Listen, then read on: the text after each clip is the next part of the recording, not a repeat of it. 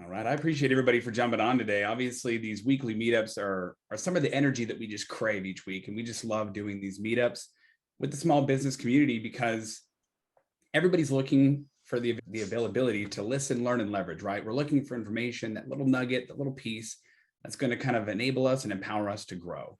And one of the reasons we do these meetups is to help share stories and silver linings and, offer people a little bit of a spotlight on what others are doing. And I'm very excited for everybody to join us today.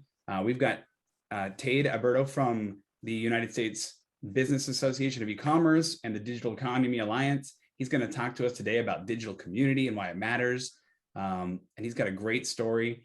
One of the things that we like to do, Tayde, before we get started, is we like to have the community members that are here today introduce themselves so that you know who is here to support you and so that they know that they're committed to as community members and they can grow with you. So I'll start. My name is Adam Griggs. I am the co-founder of a software platform called CLARAfi, and I'm your moderator today. And I will turn it over to Rachel. Good morning, good afternoon. I'm Rachel McCool from GoDaddy. I am responsible for community experiences. So, again, trying to connect all of our great small businesses with each other and provide some good ways for you guys to learn and grow. And we're personally thrilled every week to join these meetups. Just hearing your stories and being able to just have you guys connect with each other is what it's all about for us. So Tayde, we're really looking forward to hearing from you. Hi, my name is Jonathan Graziano. I work on the social media team here, but I also am part of the community effort. I've been working with Rachel for quite some time to work on this group and to help facilitate meetings like this. For engagement, I do mostly just, for being on the social media team, I work on engagement. So engaging with people across our social platforms, building strategies on how we want to show up and talk to people. And it's been a real privilege to watch this grow. And I'm not being hyperbolic to say that it's been really grounding and very inspiring to have these every single week, because it is, the news cycle is tough, but to get in and to really hear from people who are adapting and thriving and making the most of some difficult situations has been really wonderful for me as a person. So thank you for being here, and thank you for all of you for being here today. Thank you too for being here. We love the contribution community that GoDaddy has just really brought to the LinkedIn meetups and to the group here. So we appreciate you both. Michelle, do you want to introduce yourself, then Chris? Good morning, afternoon, everyone. I'm Michelle Alexander with AGM Financial, and I help people plant their money trees. Hey, everybody. I'm Chris Castanis. I'm the president of Surf Financial Brokers. We're a one-man show insurance agency. I'm licensed in 5 states. And every time I get on one of these little meetings, I get a nugget of information I use. So I always jump on whenever I have some free time and learn something. But thanks for having me. Yeah, thanks for joining us, both of you. And to the community members that are going to watch this afterwards, thank you for engaging and listening. Definitely provide comments and kudos. If you guys want to, pop your website address in the chat. Definitely let us know where we can connect with you.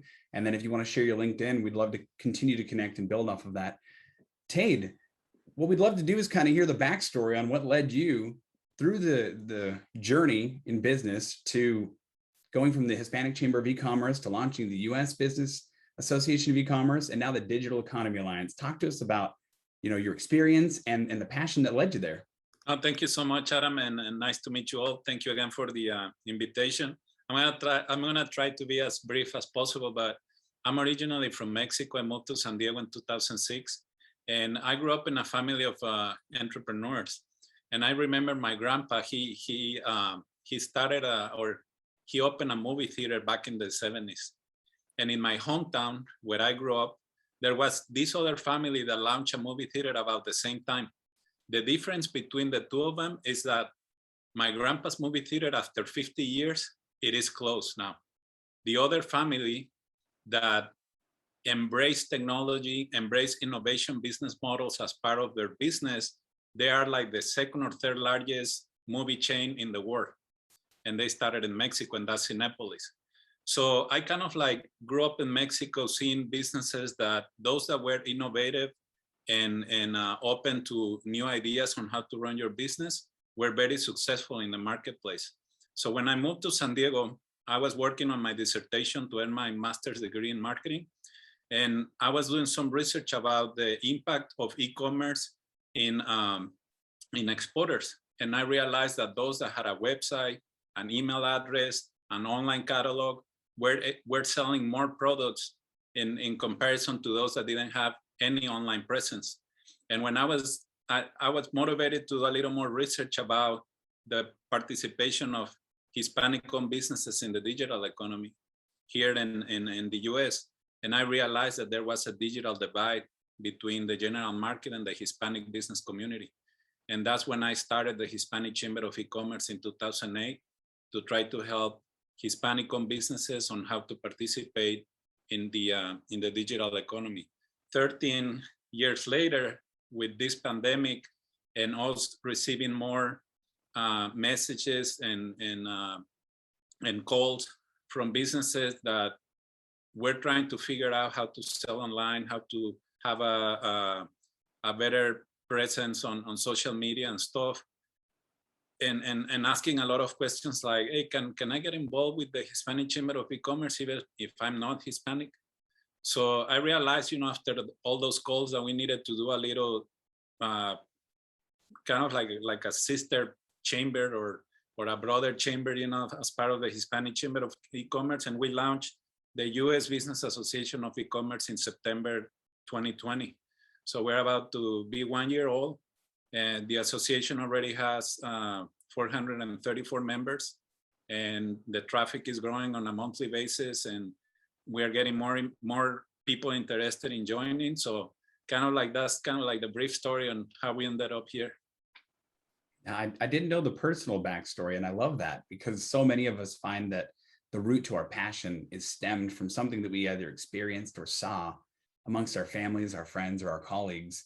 And that's true here with all of our community members on the reasons they've launched their startups and their businesses.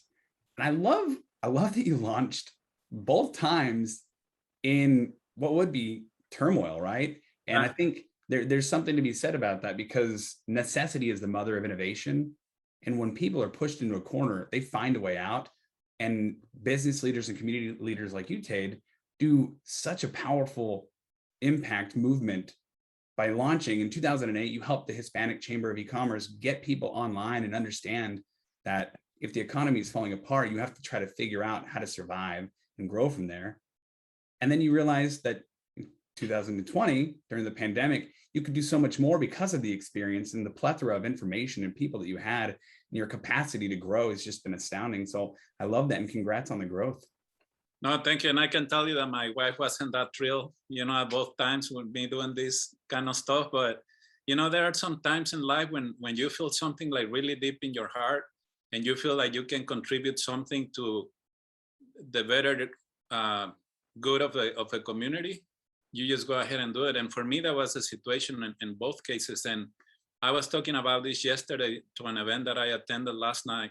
And I was telling the folks, because they asked me, what motivated you to start this concept? I wasn't planning to start a business association when I moved to the States. I was running a very successful restaurant in my hometown, and I was planning to start a very successful restaurant in San Diego. But all of a sudden, I ended up becoming a business leader in San Diego, and I got so engaged into this project that now it's kind of like part of my life, something that motivates me to wake up. But at the same time, I feel like if I keep doing what I'm doing, I'm going to be able to leave some legacy, at least with the people that I'm helping out. And it's pretty cool when I go to places here in San Diego and I go with my children. And it's like, Daddy, how come all these waiters and all these people know you? Because I go to restaurants that are members of the association, and I need to explain them, like the reason behind it. So it's pretty cool to see like my children seeing me giving back to the community and helping to contribute to a bigger picture than just making some money and having that financial stability, which I also try to take care of that too, because otherwise my wife would say like, give me that ring and I'm moving forward from this relationship, So I'm just trying to keep things balanced. But again, my passion for helping small businesses is now deeply rooted in me. I love that. And I think it's a meaningful journey. I mean, so many of us need to balance the cost of doing good, right? We have to pay our bills and take care of our own families. But you see these small business owners in your community as your family themselves. Like you said, you go in and they're smiling to you, they know you by name, and you can see the impact. And I love when you can see the impact. You know, one of the things that, and I've got kind of a soft spot for this because I'm from Tucson, and I love seeing the way that people interact, especially when they go to live events, right? The Hispanic Chamber of Commerce down in Tucson was always just very lively, and everybody was so inviting. And I just loved going to those events. And now you've got them online as well as the U.S. Business Association of ECommerce. Tell us about what you're seeing today. Is there missed opportunities? Are there more opportunities to connect? Talk to us about how people are engaging and just being open to connecting more as a community. You know, like the one thing that motivates me right now about this pandemic, I have had mixed feelings over the last 18 months because unfortunately some of our members were forced to shut down their businesses. But on the other side, I've seen so many of our members surviving because of their participation on the digital economy. They're finally open up their minds and said like, hey, if I want to keep my business open, I need to find a way to promote myself through social media, to have a website, find a way to start collecting payments online, find a way to start selling my products and services through an e-commerce store. So, you know, for the last 13 years when I was trying to motivate people to do it, and I was like, no, you know what, I'm so busy, I'm fine with what I am. And they were very comfortable with the stage that they were in. Right now, they are like, oh, please help me out. So that's why we have been so busy over the last 18 months, because more people wants to get online. So for me right now, that's a very motivating thing to see, because when you look at the last statistics and you see that 46% of American small businesses don't have an online presence in one of the most powerful economies in the world, that doesn't make any sense to me, right? So corporations like GoDaddy, and I hope that others join, like, you know, like those corporations right now that are making a lot of money from small businesses like Etsy Marketplace, Shopify, and all those, I think they need to contribute back to the small business community by empowering them with access to resources and the education that is needed to try to get as close as we can to the 100 participation of the 30+ million small businesses that are in America participating in the digital economy. This is going to be one way that we can help to contribute to build economic prosperity in low-income areas in our country and in places where we need to have more access to better education and resources and stuff. We know that small businesses are the backbone of our economy. So we need to keep providing them the tools that are going to help them to succeed in the marketplace, not just domestically, but internationally. Now, I talk a lot about local small businesses with a global vision, right? They need to think themselves of, like, I'm based in San Diego, but I can sell anywhere in the world. And when you change your mindset to that stage, opportunities open up in so many different levels. And the channel to reach those business opportunities is called the internet. So now with the new infrastructure bill, there is something good about it, because there is going to be a percentage of those dollars allocated to invest in infrastructure that is going to allow broadband access to more rural areas in our country and to other areas. Even here in San Diego, we don't have like 100% internet market penetration. So now a lot of communities, even in areas like here, which is the 8th largest, imagine if the 8th largest city in America doesn't have 100% internet market penetration, imagine what's happening in other parts of the country, right? And that's not just for e-commerce, it's also for education, you know, where children are not having access to the educational tools that are going to help them to compete in the marketplace. So that's why it's important. So on that end, knowing that money is coming in to invest in broadband across the country, that's very inspiring, you know, to see.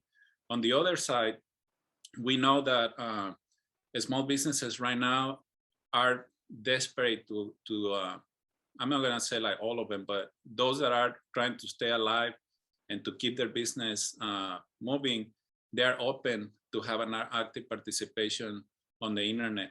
So there has to be more associations like ours I mean, it would be great if every chamber of commerce in the country, which we have more than 4,000 that are registered as chambers of commerce in the US, have programs and initiatives that help the small businesses to actively participate in the digital economy. That would be great, because this is going to be a joint effort. It's not something that one organization can take on its own, because you need a lot of access to resources. And that's something that I'm really looking forward over the next few months, because I've seen it with some of the associations that I collaborate with, that they are more open to start thinking about digital literacy programs, financial literacy programs, because that was another big problem in the small business community. The financial literacy has stopped a lot of small businesses from having access to the PPP loans, for example. So it wasn't like a racial thing or anything like that. It's just like a lot of these small businesses were not prepared to submit the documentation that was needed to be approved for a loan. So right now we're about to launch a big literacy, financial literacy program that is going to cover all of Southern California. And the focus is going to be on those areas, like how can you improve your personal finances, but also your business finances, because we need to be prepared for another potential crisis that can happen in the future. And now that the economy is becoming more global as we speak, we have to be prepared to these type of events. So if we don't have enough consumers where we live, we know that we have the internet and that we can sell anywhere across the world. I think that speaks volumes. Number one, because you owned a restaurant in the past, and so you've got that piece in your heart where you had to watch last year as so many people struggled. And watching your clients go through something like that, it causes a little bit of undue stress. And I shed more tears than I care to remember from last year, just for people that I've had relationships with for a decade or more. And it's hard because you see technology, and technology has evolved so much that it's there, and there's so many capabilities that it's overwhelming. But the piece that's missing for so many is the support, right? So you have technology and support. And just like you said, last year, so many people it wasn't out of reach for them to figure things out or to survive or even to apply for the PPP or any of that stuff. It was just out of their understanding. And sometimes as a business owner, I find that it's very difficult to ask those questions, because you don't want to show that either you're failing and you're fearful, or you don't want to come across as ignorant to those that are around you. And so I love associations like this, and I love our community at GoDaddy and the LinkedIn community, because when people share and they share openly, you're able to shed light on the support that goes hand in hand with that technology, right? Like you said, there's all these big companies that have the capability of maintaining and creating a global enterprise for any small business owner, but it's only as good as those that can support themselves, as a community on it, right? We can all sign up for this stuff, but if you don't know how to properly use it, what's the value? Exactly. You know what? Recently, an angel investor from the LA area told me, I don't believe your hypothesis of small businesses not having access to resources that are going to help them to compete in the digital economy. And he called them, like, he said, any sophisticated small business of all races, ethnicities are well served by Etsy, Shopify, and he started naming other companies. So I replied back and said, like, so you are saying like 46% of those that are not connected to the internet are not sophisticated? And he's like, well, I didn't know that it was that many small businesses. But it's like, well, according to the last US Census, that's where we are.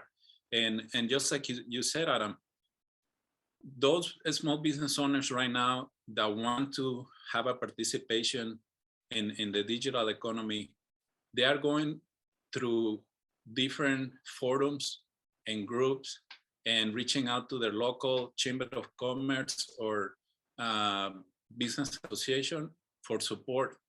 And some of those business owners are going to be more open to like a one-on-one workshop, a webinar.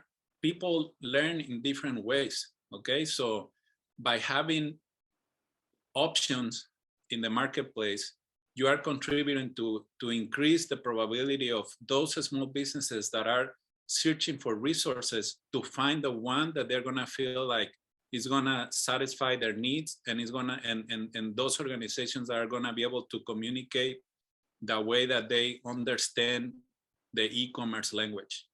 Okay, so I don't think it has anything to do with your income or your level of education. It's just like how you communicate technology to those that even have a hard time, you know, like calling a phone on a touchpad phone, you know.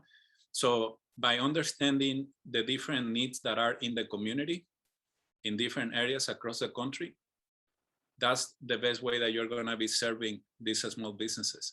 And when you are on the floor, on the field, talking to business owners, getting those questions from them, you kind of get a sense of the needs and how they want them to be served. And you just try to adapt your programs and your initiatives to help these people that are coming to you for that support. And I think, like I said, that's why it's important for every Chamber of Commerce and business groups across the country to embrace the digital economy as a priority in everything they do, because they know how to communicate with the communities that are around them. And every community, from a rural community, from a community in South San Diego, North San Diego, even here in San Diego, South and North, we have to address certain issues with a different message, because we understand like what are the needs around this area. And that happens across the country. So that's why it's so important to address the how much of a necessity it is to have different organizations talking about the importance of small businesses having hybrid business models. And by hybrid, I mean, keep doing what you were doing since you launched your business, but start thinking about incorporating a digital component to your business model so you can increase your annual revenue, because it's going to happen. Once you master the beautiful code of selling online, you are going to increase your revenue in different percentages based on what you sell, your industry, and your capacity to connect with your target audience. But you are definitely going to have more sales. And that's one that we are pushing as much as we can, because it's going to have a very positive impact in our economy at all different levels. Yeah, and I think it's important. You know, one of the things that you had mentioned was the capacity, right, to connect with your audience. And I think that in technology, the way that it stems today is sometimes we come into an environment, right? There's more people launching businesses today than they've ever launched before. And that there's a reason for that. People want to control their destiny. They don't want to be at the whim of unemployment or any other problems, and they have a passion they want to pursue. But some of us are just learning how to embrace technology, and some of us have learned too much, and we need to dial it back down to be simple. Because in business, there's always two different things that really matter. It's proximity and relevance, right? Are you close to your community, and can they see you? And are you relevant? Maybe you're not looking for online sales. Maybe you're looking to get more visibility. Maybe you're just trying to connect and build your brand. Those things do matter. And one of the things that I kind of heard you say, and I want to tell you a little story, was the touch phone, right?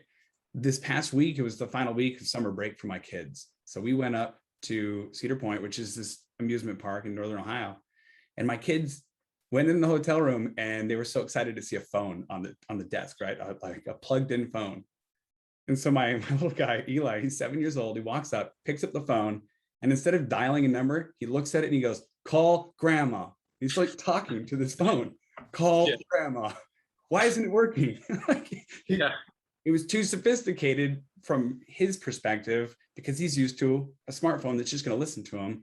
And if he would have just, because he knows her number, if he would have just known all he had to do was dial it, you know, it would have worked. So it's funny when technology becomes almost like an impediment if we've not dialed down what our real want is or our need is. Are we trying to get sales online? Are we trying to boost visibility? And where's the community that I can connect and learn from that's going to have context that matters to me? Mm-hmm. Right. So that's what I love what you're doing, Tayde. That's what I love about our community, is that people can pick the pieces that matter to them, and they can gather and learn in a context that's relevant to them. You know, like this summer, I have the opportunity to go to the Central Coast here in California, and it's a big farming community in that area. And I've been talking about probably for the last 2 years about how important it is to get more rural businesses participating in the digital economy. And it was very motivating to see throughout this pandemic, like farmers markets here in California, now with the ability of receiving payments through mobile phones, you know, because they didn't want to grab the money and stuff. So we went to this little town in the Central Coast in California. And I noticed that I went to a restaurant, and one of the local businesses that attend the farmers market created this little flyer that was allowed to put in this restaurant. So you could place an order for tamales before the farmers market open. So they will have your order ready and for pickup. So you will order on your mobile device, pay on your mobile device, and just show up to the farmers market to pick them up. So that's the kind of things that are helping families in rural areas to increase their revenue. And there is one thing that sometimes I feel like people don't know or forget. When you talk about communities in low-income areas that may not have broadband access, and they probably don't have laptops, but most likely a lot of them are going to have mobile phones. So that's why the increase of e-commerce through mobile devices is growing month after month.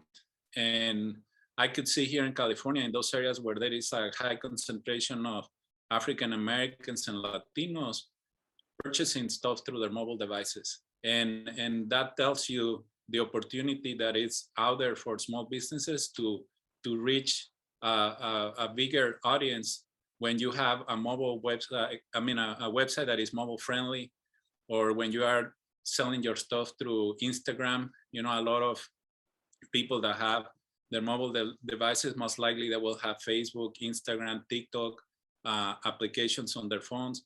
So doing e-commerce through these three different platforms, it's going to allow you to reach a bigger audience. And those are like the little things that you need to think about, because if you are engaging or you have good content on your Instagram, good content on your TikTok, then you open up your opportunity to a new demographic that is actively purchasing stuff through mobile devices. So that's why mobile commerce, it's increasing on a monthly basis right now. Yeah, I'd have to agree with that.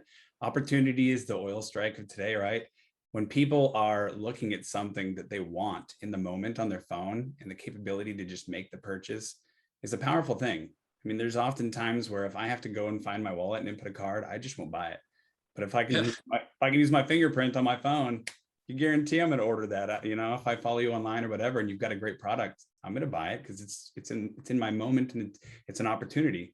And I might not remember later if I have to go back and find it. So again, there's that relevance and proximity. And I think that it's important for those that are starting. Your story with the farmers market, ordering tamales ahead of time. I mean, that shows, number one, that they believe that they're popular and they're embracing that. Mm-hmm. And it also shows that they respect their clients' time because they know they want it and they want a specific volume of it. And you're respecting them by not wasting their materials and their food and their prep time, right? Mm-hmm. So I love that. I love the story. My wife and I have a little farmers market thing going on called Mediocre Farms, mm-hmm. where it's not just good, it's good enough, right? We just teach people how to do things good enough so that they can kind of learn and grow from there. Because the only way you grow is through experience. You have to have problems so that you can grow and adapt and evolve and do those things. So I love it. Tayde, one of the things we love to do is as a community, we kind of love to open it up for comments and kudos. And your story's been so powerful. I think that the community members would love to kind of offer some questions, some comments, and kudos. And it looks like Chris has his hand up first. Hey, everybody. I love the Mediocre Farms thing. I'm going to have to use that with my wife soon. But anyway, what I'm really getting out of this conversation right now is it reminds me of this book I read a few years ago called The World is Flat. And it's everybody's just got more access to stuff because of the internet and things like that. And, you know, the barrier to entry into a business is much lower now like the farmers who now can, sell their tamales online directly to the consumer. It just makes everything so much easier for anyone to have access to the end user. But COVID has really expedited that in a lot of ways also. Like in my business, I was always thinking I'm going to be a virtual insurance agency. Well, I had to go virtual. I didn't have that choice. And just like Tayde was saying, people learn differently. So I had to teach myself how to do that and how to, use Canva and, to make marketing materials. And thank God for YouTube. I've got 10 graduate degrees from YouTube University now, so it's all these different things that are all coming together at a really perfect storm kind of way right now, between COVID and people just having all this more access to stuff. COVID's kind of, like I said, it expedited things, and it's almost a silver lining in that way. So, but I appreciate what you're saying. I really do. And I'm curious, I just want to ask you one question. Aside from other network of chambers of commerce, what kind of networking are you doing besides that, besides other organizations like yourself? Are you reaching out to the community outreach, out of the areas, out of your, say, East Coast or something like that? Just curious as to what kind of working you're doing. But thanks for a great talk. I'm gonna mute myself. Thank you, Chris. It's like I mentioned, it's a new association, so we were working on a lot of like details on fine tuning, like the message, business model, etc. So recently, I would say like 10 days ago, we just launched our first official program. Is called the ECommerce Navigator Program. It's sponsored by Google Cloud and Wells Fargo. And what that is allowing us is to introduce the association to business owners that are following us on Facebook or stumble upon this first. And that's going to be one way for us to try to engage with business owners across the country. We want them to join the association through this sponsor membership for a full year, have access to the marketplace, give us the opportunity to help you promote your products and services within our network. But at the same time, in terms of the networking, I'm always trying to engage with folks that are going to add value to the business ecosystem that we're building. So I'm reaching out to fintech companies, to other tech companies, to business leaders in other parts of the country that can benefit from a collaboration with us. And I'm always, knocking on doors. I'm very stubborn person when it comes about building this community, and we have been very successful with the Hispanic Chamber of E-commerce here in San Diego, and now I'm trying to scale up the work that we've been doing here locally at the national level, to keep building that legacy that I talked about earlier. Yeah, no, and I agree with Chris. The barrier to entry is lower, and that's confidence is only going to be found when we commit to connect, right? So thank you, Tayde, for answering that question, and Chris for your comments. Michelle. Yes, so very interesting story, good information. And I do like the connections you can make across the country, of course, because I've only made it to California once. And so I like hearing from everywhere else. But I thought I was going to have to move there because he mentioned financial literacy. So, I kind of sat up then, that's the heart of, what I do, for sure. And that about small businesses not having the skill set to be able to apply for those loans, because a lot of people are still running their companies, are not still, or always running them as a mom and pop. Yeah. They look like they're big. You think they're big because they make a few dollars, or, oh, my friend has a business. No, but they're still mom and pop. And you can't run your business on that composition notebook and writing down everybody who owes you from the neighborhood and you collect on Friday. That's not what's working today. So you do have to know that, and, I'm learning things myself. So I'm not perfect, but I do know that you have to have reports together, because accounting was my favorite subject in school. So I do know those things. But, and if you can't handle your personal business, you're very likely not going to handle your business finances as well, your personal finances. So you're not going to do that. and it definitely won't follow from there. So, you know, the last thing I wanted to add was what Adam said, you know, like, who knows a phone number anymore? So you said he knows grandma's phone number, but really, I think about that. I'm like, do I even know my mother's phone number? I'm like, if something serious happened, you don't know a number, you lose your phone. So all this plays into that technology, what you need to know. And, you know, accounting is not done in ledgers anymore. So you have to have that digital part, you know, to it. But great share, great story. And again, thank you for allowing me to be in this community. Yeah, really. And that's important to remember, because community democratizes mentorship, right? We don't know what we don't know, but knowing that people are in your network and in your community make it so much more capable for us to grow and learn together. Patrick. Thank you. Yeah, and I'm sorry I was late. I love the leadership that you're emphasizing, Tayde. It's phenomenal. I think it's really important that you emphasize the digital economy, just because it happens so quickly and it can move by a small business. And I found it interesting you mentioned someone not believing that there was actually access to resources. Because I believe there is access. I think maybe that person, I know I struggle with this myself at the local level, is not the access to the resources, but the roadblocks at local government. And I took some notes. I think what on my own part, what I'd like to do is maybe get more involved with local chambers and look for things like, you know, we're all coming out of this pandemic and we all took a beating last year, and some of us are still taking a beating.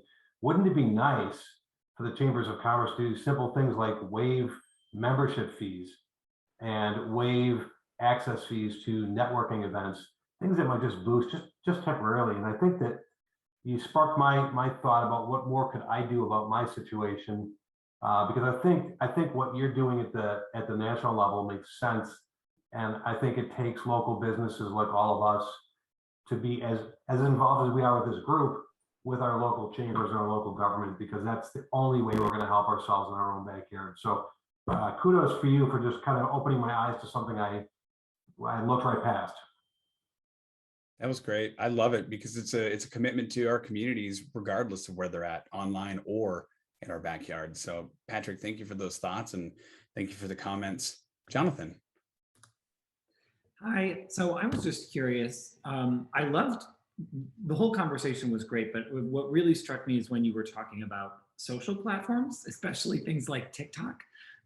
It's rare that I hear people, you know, even marketers nowadays talking about TikTok. I think it's still, you know, they'll speculate on it, but it's still a very young platform. There's a lot of people on it, but it's hard to get metrics. It's hard to, you know, it skews very young. But I love hearing you talk about how important it is to be in those spaces, because it reminds me of what Adam said earlier about how necessity breeds innovation, and that idea that you know, this is where people are showing up.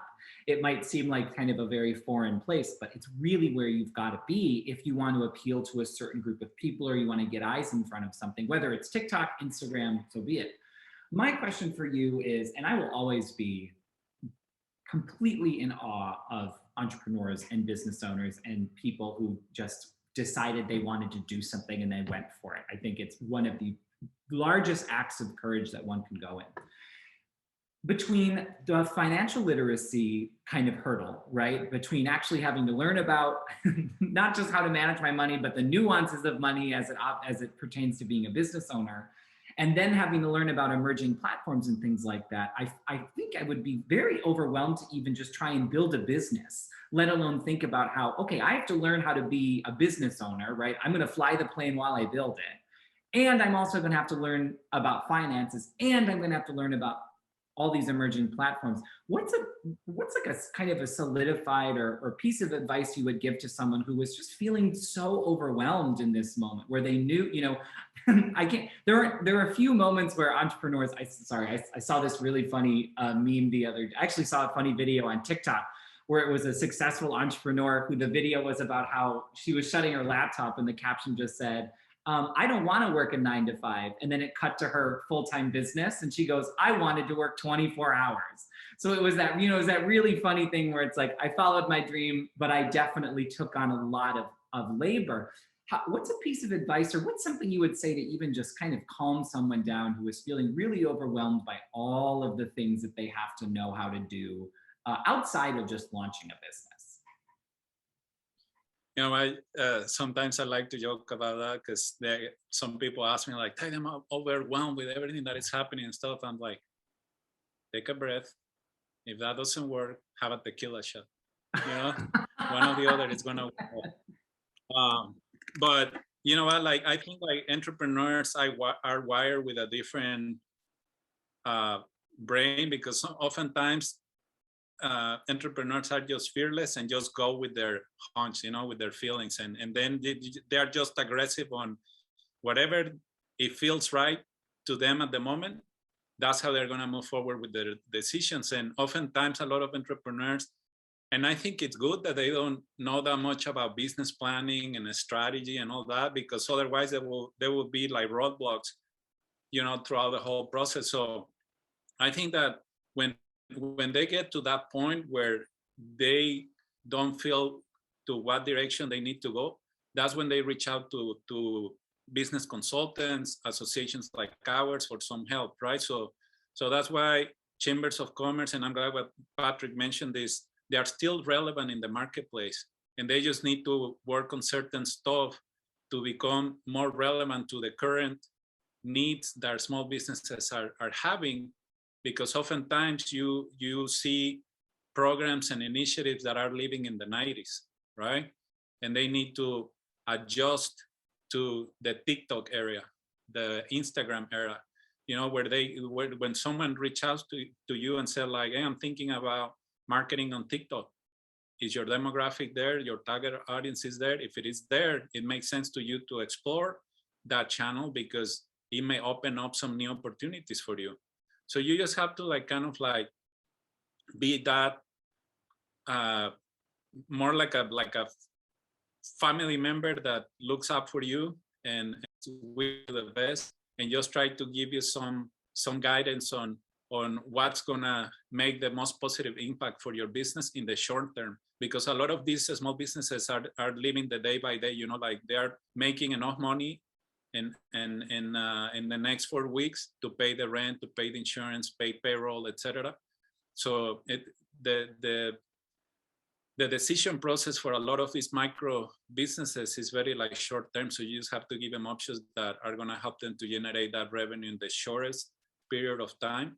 And if they start growing as they go, then you can start giving them options on how they can keep growing their operation. And just to mention something, because you know, it really grabbed my attention, the government roadblocks that Patrick talked about earlier. That's another thing that we as business leaders and business owners need to start addressing more with their elected officials, because from my perspective right now, we have a lot of policies at the local, state and federal level that are stopping small businesses from thriving in the marketplace. We're living with policies that were crafted in the 80s and the 70s, and I'm talking about business permits and stuff that they need to change in order to facilitate doing business in the marketplace. So it is important for business owners that are familiarized with the needs and the struggles of the business community to address this in an intelligent and fact-driven manner with the elected officials, so they can start crafting policies that are going to help our country to build a robust IT infrastructure and a digital policy that is going to be good for small businesses across the country. Yeah, I love it. That was a great question, Jonathan. And I love the response, Tayde. And when you look at what you said, Jonathan, why would anybody quit a 9-to-5 to work 24 hours a day?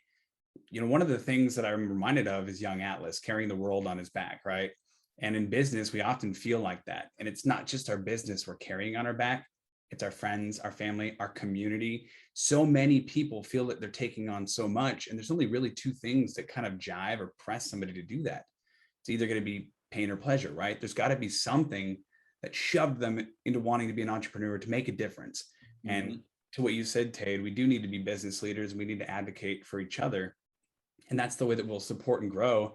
And I think in business associations and communities like this, we'll find synergies with people that either are in the same industries we're in, and we'll align and we'll share some of those current events, those pain points, those pleasure points, or we just find others that maybe work hand in hand. That's why B2B is so popular, because people find that they learn and grow and support each other, and you get power networks and power groups even inside of associations, inside of communities. We've already seen that in our community. You know, we've got some people that are very active and they're supporting each other, and I love seeing growth like that.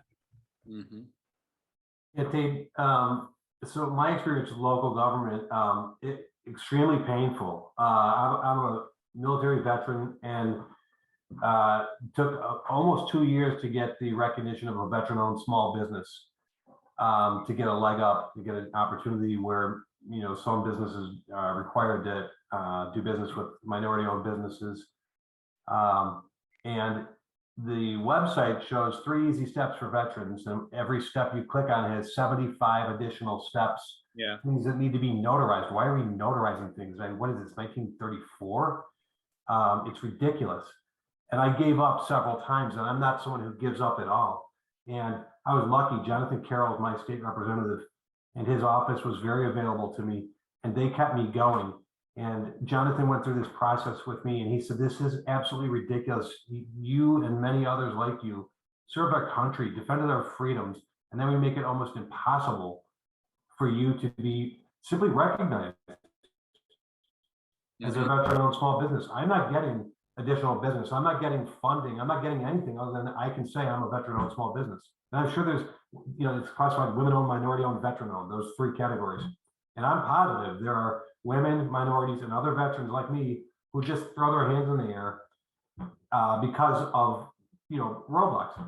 That being said, I have a really good representative who stuck with me and pushed me through it and got me to that next level. There are good representatives out there who suffer through the same roadblocks that business people do. And again, I put it back on us that we can walk away from the obstacle or we can jump over it.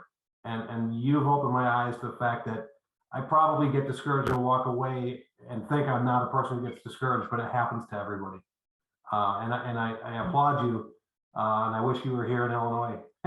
So, you know, I could come over into your office and you can help me more, but thank you again, just for your thoughts on that. Thank you so much for your service, Patrick. I mean it. Yeah, great comment. Rachel. Ooh. I just realized with my blurred background that my hand's blurred as well. Hey, Tayde, thank you so much for all of your story, what you're doing. I think it's really inspiring, your background. I have to tell you, I really relate to your grandfather running a business for 50 years because I had 2 great uncles in Southern Wisconsin that ran a business for 50 years as well. So I can really relate to that. And just, you know, I'm also really curious what small town in Central California you were in, because I'm in California. So anyways, but, you know, keep doing what you're doing. I love that you get the whole digital world, because I think a lot of people know they should be doing that, but struggle, and just helping people to start in one place, I think is very helpful. So I'm sure you have a lot of really cool conversations every day with small business people that light bulbs go off and you're inspiring to them. So keep up the great work. Thank you, Rachel. I was in Cambria. Oh, you were? Cool. Yeah, we love to go there with my family. Yeah. Well, I know Paso Robles very well. Actually, that whole area. So that's so beautiful. Wine country, you know. Yes. Can suffer when you go there. Yeah, exactly. Now, great comments and conversation today. Tayde, we're so thankful for you sharing your story and just the visibility of what you're doing in your movement. And I just got to say, again, commodity is democratizing mentorship. Back to what we've discussed here these last few minutes is so many people are launching new businesses, and it might not be their first business. It might not be their first career. You know, Patrick, you served, and then we're so thankful for you for doing that. And you should have the availability to launch what your next passion is going to be, which is helping people and engaging and growing. And the same thing for moms. Maybe kids have gotten out of the house and it's time for them to do what they've always wanted to do. We should make things easier for each other, and community is the strongest format that I've been able to see that dialogue, conversation, and meaningful progress takes place. So thank you for all the comments from the community members today, and Tayde, for your story. We're so very appreciative of what you're doing. Before we let you go, want to be considerate of everybody's time here because we're at the end of our hour, but where can we send people to align with you and just connect with you and grow the community? Oh, thank you. Thank you again, Adam, for the invitation. And thank you, Rachel, Michelle, Chris, Jonathan, Patrick, Julie, for joining us today. You can go to our website, USB, as in boy, AEC.com. And, you know, if you Google my name, or if you Google US or Association of E-commerce, you will find us first page of Google and Google on Google. And, you know, like I said, right now we knock on a lot of doors to try to offer a sponsor memberships, just like Patrick mentioned, because I noticed that it was a priority for us to keep helping small businesses that were struggling.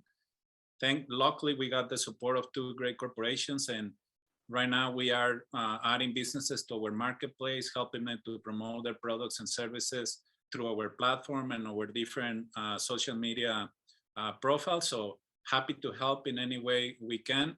And, you know, I'm at your service. And thank you again for the invitation. Yeah, great. I appreciate you, Tayde, and I appreciate the community members for being here today. Thank you all so much. And, you know, hopefully we took away some nuggets and everybody has a fantastic weekend. Thank you, guys. Good seeing everybody. Bye.